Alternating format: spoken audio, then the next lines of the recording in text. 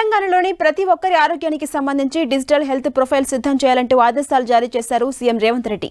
ప్రతి ఒక్కరి digital health profile కార్డుకు ప్రత్యేక గుర్తింపు సంఖ్య ఉండాలని, కార్డులతో ఆరోగ్యశ్రీని అనుసంధానం చేయాలని సూచించారు. ఈ కార్డుల ద్వారా అత్యవసర పరిస్థితుల్లో సరైన వైద్యం అందించేందుకు అవకాశం ఉంటుందన్నారు. ఈ మేరకు సీఎం రేవంత్ రెడ్డి సెక్రటేరియట్లో వైద్యారోగ్య శాఖపై ఉన్నత స్థాయి సమీక్ష నిర్వహించారు. ఆరోగ్యశ్రీకి తెల్ల రేషన్ కార్డు తప్పనిసరి అన్న నిబంధనను సడలించే అంశంపై సమావేశంలో చర్చించారు. ఆరోగ్యశ్రీ కోసమే ఎక్కువ మంది తెల్ల రేషన్ కార్డులను తీసుకుంటున్నారన్న విషయం ప్రస్తావనకొచ్చింది. రాష్ట్రంలో వైద్య కళాశాలలు ఉన్న ప్రతి చోట విధిగా నర్సింగ్, ఫిజియోథెరపీ, పారామెడికల్ కాలేజీలు ఉండేలా ప్రత్యేక విధానం తీసుకురావాలని ఆదేశించారు సీఎం రేవంత్ రెడ్డి. వరంగల్, ఎల్బీ నగర్, సనత్ నగర్, అల్వాలలో నిర్మాణంలో ఉన్న టిమ్స్ సూపర్ స్పెషాలిటీ ఆసుపత్రుల పనులను వేగవంతం చేయాలన్నారు. కొడంగల్లో వైద్య, నర్సింగ్ కళాశాలల ఏర్పాటుకు అవకాశాలను పరిశీలించాలని సూచించారు.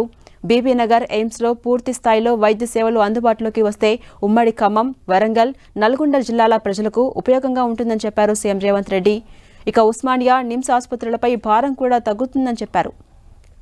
మరోవైపు ఎయిమ్స్ని సందర్శించి నివేదిక ఇవ్వాలని, దాని ఆధారంగా కేంద్ర వైద్యారోగ్య శాఖ మంత్రితో చర్చిస్తామని అధికారులకు తెలిపారు రేవంత్ రెడ్డి. రాష్ట్రంలోని అన్ని ప్రాంతాల ప్రజలు వైద్య సేవల కోసం హైదరాబాద్ పైనే ఆధారపడకుండా ప్రాంతాల వారీగా సదుపాయాల కల్పనపై దృష్టి పెట్టాలన్నారు. కోర్టు సూచనల మేరకు ఉస్మానియా ఆసుపత్రి భవన నిర్మాణం అంశంలో కూడా ముందుకెళ్తామని తెలిపారు. రాష్ట్రంలోని బోధనాసుపత్రుల్లో హౌస్ కీపింగ్ సేవల నిర్వహణలో పెద్ద ఫార్మా సంస్థల సిఎస్ఆర్ నిధుల వినియోగంపై దృష్టి సారించాలన్నారు రేవంత్ రెడ్డి. పైలట్ ప్రాజెక్టుగా ఉస్మానియా, గాంధీ ఆసుపత్రుల్లో ఒకచోట ప్రారంభించాలన్నారు. ఆరోగ్యశ్రీ నిధులను ప్రభుత్వ ఆసుపత్రులకు ప్రతి నెల, ప్రైవేట్ ఆసుపత్రులకు ప్రతి 3 నెలలకోసారి విడుదల చేయాలని చెప్పారు. బోధనాసుపత్రులకు పెండింగ్లో ఉన్న 270 కోట్ల ఆరోగ్యశ్రీ నిధులను వెంటనే విడుదల చేయాలని, జూనియర్ డాక్టర్లు, ఆశా వర్కర్లు, స్టాఫ్ నర్సులకు ప్రతి నెల క్రమం తప్పకుండా జీతాలు అందేలా చూడాలంటూ ఆదేశించారు.